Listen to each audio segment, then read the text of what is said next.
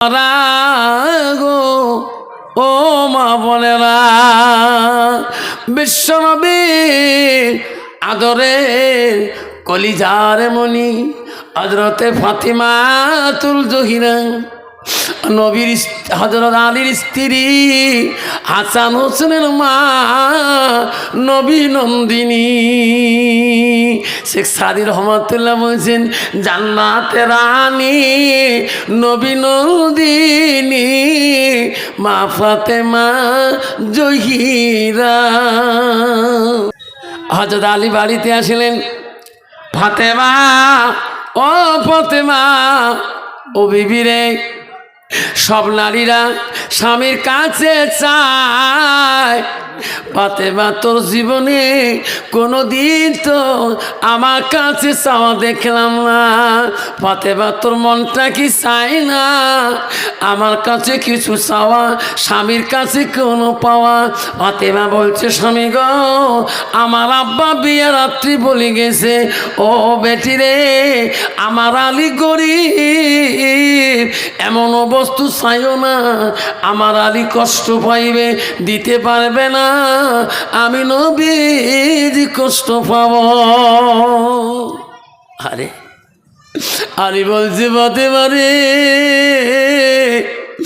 দুনিয়ার নারীরা স্বামীর কাছে কত বস্তু ডিমান্ড করে, কত বস্তু চায়, তোমাকে মনটা চায় না আমার কাছে চাওয়া।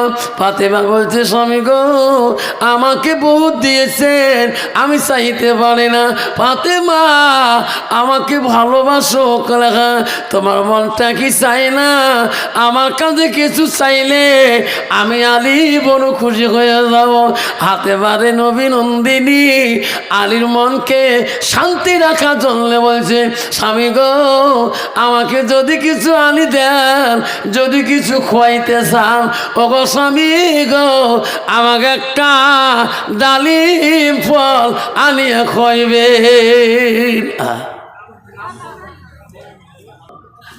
হযরত আলী বলল, ফাতেমা, আমি তবে একটা ডালিম খোয়াইতে চাইলে আমি খোয়াবো। আলী মদিনায় চলে যায় রে, ফাতেমার মনের আশা,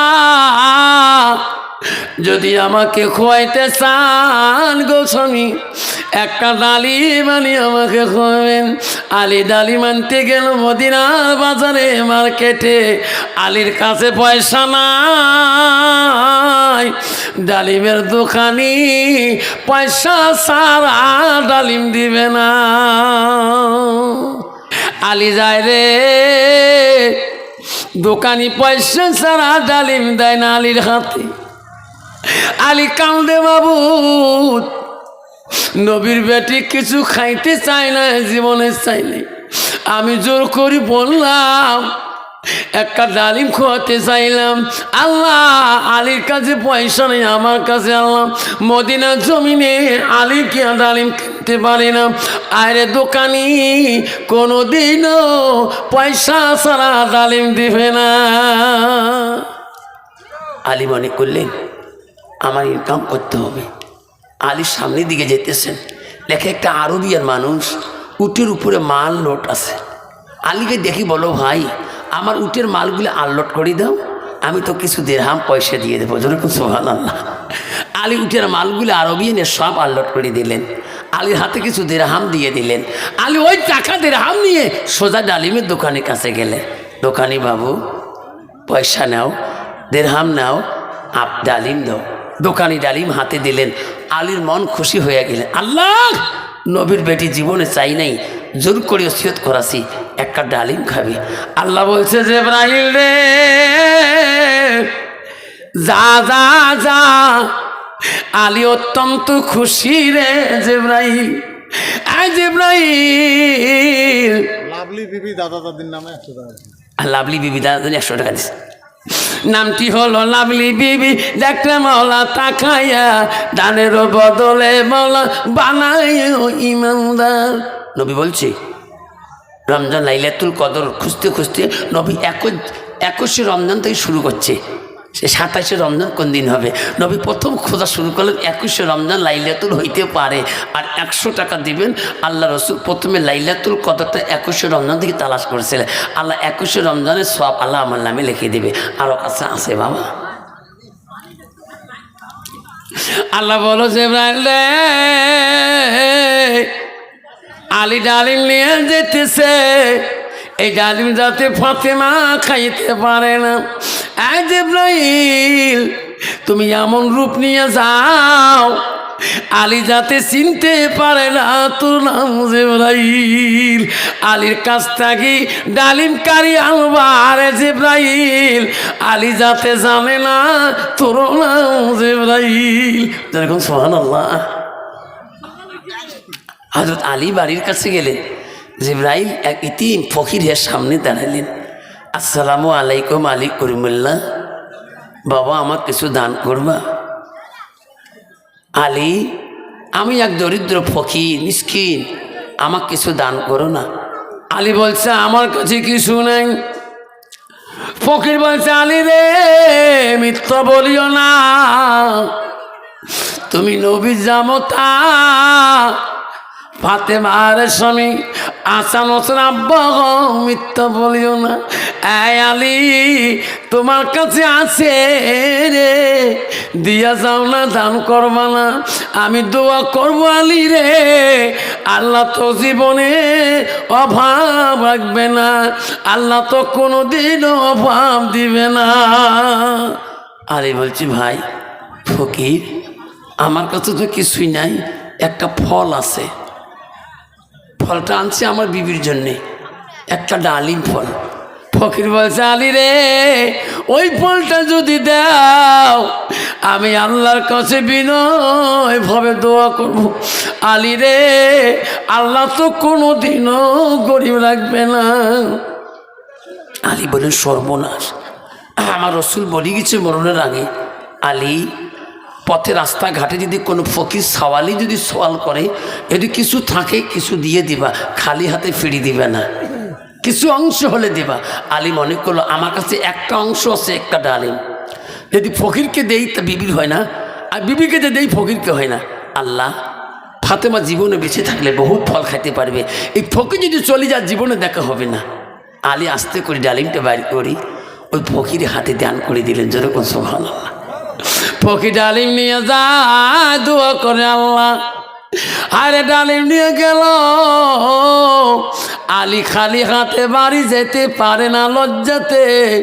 আমি নবীর বেটির মুখে কেমন করি মুখ দেখাবো? আমি জোর করে বলছিলাম ফাতেমা রে তুমি কি নেবা, কি চাবা, কি খাবা? আমি আলী আজি তোমাকে ইচ্ছা করে টানে দেব। আজকে আমি আসলাম ডালিম আনতে, ফাতেমা ডালিম খাইতে চাইলাম, কিন্তু আল্লাহ সেই ডালিম তো ফকিরকে দিলাম, ফাতেমার কাছে খালি হাতে যেতে পারি না। আমি আলী বড় লজ্জিত হয়ে যাব। মাবুদ রে আমি ফাতেমার কাছে কোনোদিনও বিজ্জুতি হই নাই, ফাতেমা আমার লজ্জা দেয় নাই, আমার মনে হয় আজকে লজ্জা দেবে। আলী বাড়ি যেতে লজ্জা হচ্ছে, বাড়ির কাছাকাছি যায় না যায়। আল্লাহ ফাতেমা কোনো বলে নাকি, আমাকে বেইজ্জতি করে নাকি? আলী বাড়ির কাছে গেলে ঘরের দরজায় ঢুকতে ফাতেমা আলীর মুখের দিকে তাকে একটা মুস্কি হাসি দিয়ে দিলেন। যেরকম সুবহানাল্লাহ। আলী ঘরে ঢুকে নিলেন, রান্না হয়ে গেলেন, ফাতেমা খাইতে দিলেন। আলী মনে মনে কয় ফাতেমার মতো খেয়াল নাই নাকি? আল্লাহ যদি খেয়াল হয়ে যায়, আল্লাহ কি করি যদি খেয়াল হয়ে যায়? আরে আলী খানা খায়, ফাতেমা চিন্তা আলী করে রে, এখনো মনে হয় ফাতেমার খেয়াল নাই। ডালিমের কথা মনে হয় ফাতেমার মনে নাই। আয় রে কি করি রে, আয় রে কিংবা কথা ফাতেমা কয়ে ফেলে। খানা শেষ হয়ে গেল, আলী ফাতেমা বিছানায় শুয়ে পড়লেন, গল্প করে হাসি হাসি। আলী টেনশন কখন বা মনে করি দেয়। এমন সময় আলী যখন ঘুমাইলেন, ফাতেমা চেতন, আলীও চেতন। কোন বা মানুষ আলীর নাম ধরে বাইরে ডাকতেছে, আলী ঘুমাইছো, উঠো। আলী বলছে, কে? আলী রে, আয় আলী, তোমার বাড়িতে একটা টোফলা পাড়ি দিয়েছে। শোনা লাগল না? একটা ঝোলা পাড়ি দিয়েছে। আলী ঘরের দরজা খুলি দেখে একটা লোক দাঁড়ায় আছে। কি ভাই, ব্যাগে আছে? বাইরে লোকটা চিনি না, তোমার বাড়ি ঠিক না বলি দিলাম, আমিও তো না দিয়ে যেতে পারি না। আলী টোপলা ব্যাগটা নিয়ে ঘরে গেলেন। ফাতেমা দেখতেছে রে, টোপলা কিসের নিয়ে ঢুকলো। টোপলার তাকি যখন মুখ খোলে, ফাতেমা বলে, কি গো স্বামী, কি দিল তোমার হাতে লোকটা? ওই যে বিবি রে, একটা টোপলা দিল। কি আছে টোপলা খুলতেছেন? ও ফাতেমা, ডালিম। কয়টা ডালিম? ফাতেমা রে, এই টোপলাতে 10টা ডালিম আছে। এরকম সুবহানাল্লাহ। ফাতেমা কইছে, না না না না, আমি তো তোমার 10টা ডালিমের কথা কইনি, তোমার কাছে একটা ডালিমের কথা। ফাতেমা কয়টা ডালিমের কথা বলছিল? একটা। কয়টা? একটা। ও স্বামী গো, এই ডালিম আমার খোয়া যাবে না। মনে হয় লোকটা ভুলে দিয়ে গেছে, এটা আমার বাড়ির ডালিম না। আমার বাড়ির ডালিম হইলে একটা হইতে হবে। এরকম সুবহানাল্লাহ। আলী টেনশন পড়লো, আল্লাহ ওই তুই একটাই চাইছি, ডালিম তো 10টা। ফাতেমা এই ডালিম তো খাবি না। আমার মতন বিবি যদি আপেল আনবে কয়, স্বামী গো আপেল খাবার বন্ধ চলছে, আপেল আমি 3টে দিছি, তোমাকে একটা আনবে কোন 3টে আনলেন যে কেন 3 দিন চোর করি আনছ? কি চোর করি করে দেখাই না কেন? আগে 10টা আনবেন চোর করি, ঠিক না বেঠিক? ফাতেমা বলছে, স্বামী গো এই ডালিম আমি খাবো না। আল্লাহ বলছে, জিবরাইল, আলী বড় টেনশনে, আলী বড় চিন্তিত। জিবরাইল রে, ফাতেমার কানে বলি দে, আলী একটা ডালিম আনছে তোর মোহব্বতে। ও ফাতেমা, ওই একটা ডালিম দান করেছে। ফাতেমা রে, একটা ডালিমের পরিবর্তে আল্লাহ জান্নাত থেকে 10টা ডালিম পাঠাইছে। এরকম সুবহানাল্লাহ। ফাতেমা, এই দুনিয়ার ডালিম না, এলে জান্নাতি ডালিম।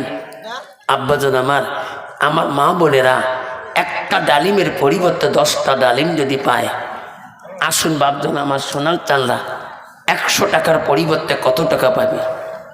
একটা ডালিমের একটা। এই মসজিদ, এই মাদ্রাসার একটা কোরআনের মূল্য যে বন্ধু দিবেন, যে কোরআন পড়ি মাদ্রাসার বাচ্চারা কোরআনে হাফিজ হয়েছেন, একটা করে কোরআনের মূল্য যে বাপ দিয়ে যাবে মাদ্রাসার জমিনে, আল্লাহ তোমার মা বাবা কবরে নাজাতের জড়িয়ে করবে।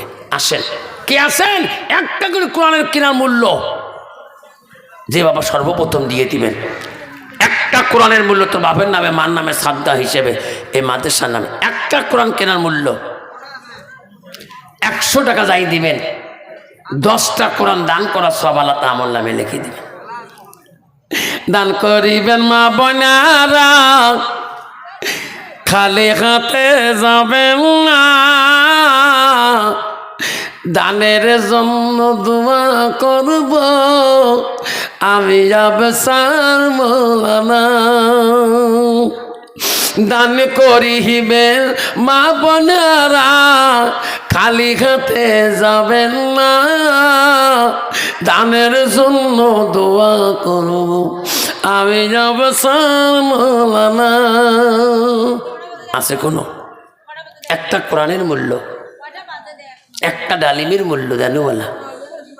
100 টাকা যাই দিবেন, আমাদের 10 কেজি চাউল দিয়ে যান এই মাদ্রাসার জমিনে। হুজুর আমি 1 বছর দিতে পারবো না, 10টা ডাইনি শূন্য জেন্দা হবে। হুজুর আমি গরিব মানুষ, আমার মা বাবার নামে আমি 10 কেজি চাউল আমি মাদ্রাসায় দান করে দিয়ে যাব। একটা যুবক হবে কেউ, একজন বাপ হবে কেউ, 10 কেজি চাউল দান করে যাবা, আল্লাহ তোকে বালা মুসিবত থেকে হেফাজত করবে। দানকারীর দান মাওলা করিনি রেজিস্টার দানের বদলে মৌলা বানাইও ইমানদার দানের বদলে মৌলা বানাইও ইমানদার। বাবা আমি চলে যাব, আমার পরবর্তী আরও বক্তা আছে, তিনি আসে ওয়াজ করবে। আব্বাজন আমার এই সভাটা কালকে দিনের 8টা 9টা পর্যন্ত চলবে। আপনারা যারা বাইরে আসেন ভিতরে আসুন, ভিতরে আসুন বাবা। আমি এবার একটা আইন করে দিয়ে যাই দীপুর পার্ক কমিটির জন্যে। আসামে বেশিরভাগ জলসায় মাদ্রাসার দোকান খাবার বন্ধ করে দিয়েছে। আসামে যে জলসা করলে বড়বাটা হাউলি কলগসিয়া একটা দোকান দিতে দেয়নি committee. Nurul Islam 20 KG Nurul Islam 20 KG চাল নাই দেখবে। দেখে রে মাওলা তাকাইয়া নুরুল ইসলাম 20 কেজি চাও দেয় মাওলা এই মাদ্রাসার লাগিয়া দান করিল নুরুল ইসলাম। দেখে রে মাওলা তাকাইয়া দানের বদলে হে মাওলা বানাইও ইমানদার। আছে গো আর 10 কেজি দেনে বলা 30 কেজি হবে। আল্লাহ 30টা রোজা করার সব আমার নামে। রোজা কয়টা বাবা করা ফরজ? 30টে। 10 কেজি দিবেন চাল 30 কিনুল ভাই 20 কেজি দিছে আর 10 কেজি চাল যাই দিবেন 30 কেজি চাল হবে। দেখে রে মাওলা তাকাইয়া তোর বান্দা থাকতে পারে না। কি নাম বাবা? সাইদুল ইসলাম, ওই ওর ভাই, ছোট ভাই সাইদুল ইসলাম 10 কেজি চাল দেয় মাওলা এই মাদ্রাসা কেরামতির লাগিয়া। দেখ রে মাবু তাকাইয়া